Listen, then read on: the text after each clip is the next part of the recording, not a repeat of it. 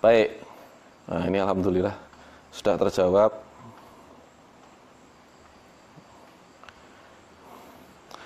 Oke, itu yang bisa saya sampaikan tadi. Ada lagi nih. Terima kasih ya sudah hadir nih, ada Pak Soekarno M. Nur, Pak Burhan ya. Wih, keren rambutnya. Iya, habis potong kemarin. Yang keren bukan rambutnya Mas, tapi barbershopnya yang pinter gitu. Oke, hadir ya.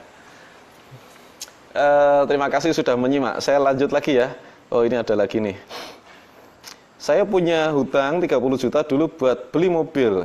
Karena tidak mampu bayar, akhirnya mobil digade dan semakin bertambah hutang saya. Nah, ini keliru. Sudahlah keliru, tambah keliru ya. Semisal mobil dijual pun belum nutup. Gimana solusinya Mas Arli? Ya, Anda harus bernegosiasi dengan yang gade. Ya, dengan orang yang Anda titipi mobil, Anda harus negosiasi. Jadi Anda jual dulu, Anda di harga pasaran berapa, terus kemudian itu harus ditebus dulu. Yang penting keluar dulu dari situ. Karena mobil yang masih masa leasing, ini enggak tahu nih, masih leasing apa enggak. Ya, masih leasing apa enggak. Kalau 30 juta itu dari leasing, maka Anda akan terkait dengan Anda bisa dipermasalahkan secara pidana. Karena itu melanggar ya. Ada klausulnya di situ, enggak boleh. Jadi mobil yang kita leasing terus kita gadekan itu bisa dilaporkan untuk pidana penggelapan. Jadi saran saya yang penting mobil itu tertebus dulu ya, ditebus dulu.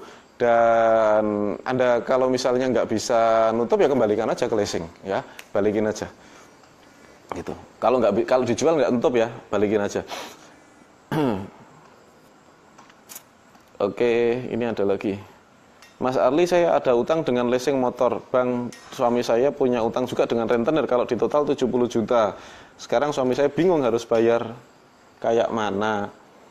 Sedangkan pendapatan kami sebulan cuma 2 juta. Oke, ya harus bersabar ini.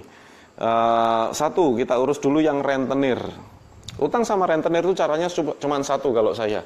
Rentenir itu harus dimacetkan. Ya, rentenir itu harus dimacetkan. Permasalahannya adalah ini masalah mentalitas. Masalah mental, kalau kita takut, maka utang Anda nggak akan selesai. Ya, ini teman-teman yang punya utang sama rentenir nih. Saya sering kali bilang, utang sama rentenir itu macetin dulu. Gitu. Kenapa? Karena dia menarik bunga tinggi sekali. Gitu. Ya, dimacetin. Kalau sudah dimacetin, macetin sebulan, 2 bulan, 3 bulan, dia kan marah-marah itu, ya. Marah-marah. Kalau dia marah, rekam. Ya, maki-maki, marah, kalau dia ngerampas, nyita, direkam. Pidana itu, ya, nggak boleh. Ya, orang punya utang terus barangnya diambil itu nggak boleh. Itu pidana, ya, perampasan namanya. Nah, laporkan kalau terjadi seperti itu. Intinya selesaikan hutang dengan masalah hutang. Maksudnya jangan dikait-kait, jangan sampai terjadi pidana. Kalau terjadi pidana, ya Anda laporkan. Gitu ya. Jadi harus diluruskan dulu. Ini masalah mental. Kalau nggak berani nggak akan selesai. Ya, nggak berani nggak akan selesai. Itu utang sama rentenir harus begitu. Kadang-kadang takut sama suaranya kenceng, sama tampangnya yang serem, ya. Jangan takut. Kita ini punya Allah ya, jangan takut. Jadi dimacetkan dulu, terus kemudian negosiasi. Ya, caranya nego gimana? Apalagi kalau sudah ada tindak pidana, misalnya ngerampas ya, laptop diambil gitu ya, dibawa pulang untuk jaminan dia misalnya ya. Kok nggak bayar-bayar, laptopnya diambil. Wah, senang banget itu. Foto aja gitu ya. Foto ya. Terus satu ketika Anda punya punya uang sejumlah pokoknya, misalnya Anda datang ke sana, Pak, saya mau membayar lunas gitu, tapi saya tidak bisa membayar bunganya karena uang saya nggak cukup gitu. Boleh enggak gitu? Kalau enggak boleh, enggak apa-apa, tapi jujur aja kemarin ada tindakan yang kurang baik ya dari Bapak. Ini saya rekam semuanya, ada di rumah, dan ini siang sih saya berencana mau ke kantor polisi terdekat supaya saya mau bikin laporan tentang hal ini. Gitu. Jika tidak ada penyelesaian secara kekeluargaan, gitu ya. Jadi halus aja, tenang, enggak usah khawatir. Kalau dimaki-maki rekam, kalau apa sekarang kan gitu ya, gampang. Terus Anda nego sama pokoknya aja, jangan mau bayar bunga. Ya, intinya gitu, jangan mau bayar bunga. Mas saya nggak berani, ya harus berani. Gimana bisa kita nggak berani? Kan kita sudah hutang ya, dan kita sudah terlibat di satu hal yang berat gitu. Kalau nggak berani Anda akan kena bunga terus, ya Anda akan tertekan terus. Jadi rentenir harus dilawan. Ya ini.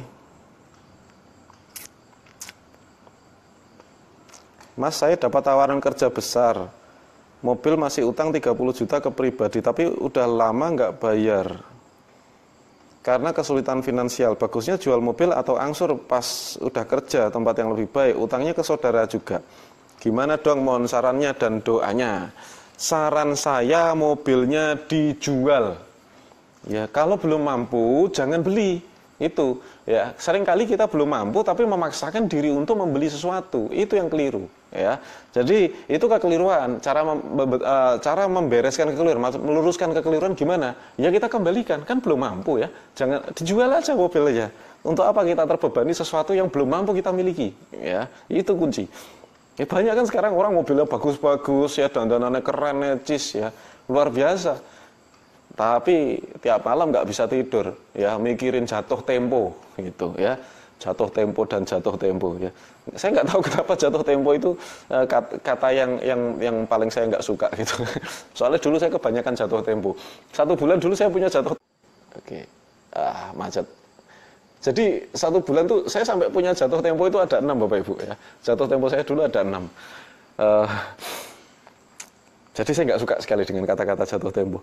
Assalamualaikum. Waalaikumsalam. Bagaimana caranya saya bisa melunasi hutang saya di debt collector? Maksudnya gimana kok utang sama debt collector ini? Sedangkan penghasilan saya tidak tetap, maksimal 2 juta, biaya debt collector 1 juta.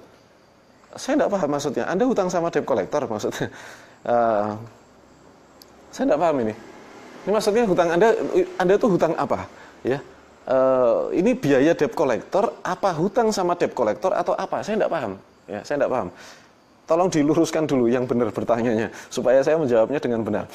Mas, gaji saya 4 juta, punya cicilan mobil 2 juta. Lama-lama berat nyicilnya. Mau dijual tidak gampang, karena nanti dapatnya tidak seberapa, karena banyak denda. Mohon pencerahannya. Ya, kalau tidak bisa dijual, Anda berikan, Anda kembalikan. Selesai ya. Gaji saya 4 juta, punya cicilan mobil 2 juta. 2 juta itu kalau Anda investasikan, ya 2 juta, itu kalau Anda tabung, Anda investasikan, nanti jadi tanah dan melipat ganda, itu tidak seperti kalau 2 juta Anda buat nyicil mobil. Berat banget, ya berat banget. Anda punya uang 500.000, 1 juta per bulan ada sisa, itu bisa Anda investasikan dan membuat Anda tambah mapan secara finansial. Jadi ingat sekali lagi, kalau belum mampu memiliki mobil, jangan beli mobil. Belum mampu punya motor sport, jangan beli motor sport. Ya, punya lebih baik motor yang edak gitu ya. Enggak masalah. Yang penting bisa ke kantor kan gitu. Nah, gajinya 4 juta tapi berat 4 juta. Aduh ya, Anda keliru. Ya. Jual saja mobilnya, kalau laku dan bisa menutup semuanya ya, bisa untuk ngambil BPKB-nya, ada sisa sedikit, jual. Tapi kalau nggak ada sisa, sudah kembalikan saja. Rugi dong Mas. Nah ini, banyak orang berpikir, kalau nanti saya kembalikan mobil saya rugi. Sebetulnya Bapak Ibu, uang Anda itu sudah hilang. Sejak Anda tanda tangan itu Anda sudah rugi. Gitu loh ya, Anda tanda tangan aja sudah rugi sebetulnya ya. Nah, jadi kalau sekarang ini macet, secepatnya Anda selesaikan. Maksudnya secepatnya, supaya apa? Ini yang saya lakukan. Dulu mobil saya 3 dan semuanya leasing. Gitu. Yang saya lakukan adalah secepatnya pokoknya mobil ini harus lepas semuanya. Tidak boleh ada di tempat saya gitu. Supaya apa? Supaya bulan depan saya menghasilkan uang utuh. Nah ini. Ya, karena bertahun-tahun, 4 tahun saya itu uangnya itu kena bunga, kena denda dan seterusnya. Telat kena denda, nanti nggak bisa bayar, saya lagi sana, ambil sini lagi, utang sana, gali lubang sini. Nggak selesai-selesai. Gitu ya. Jadi harus lepasin aja semuanya ya.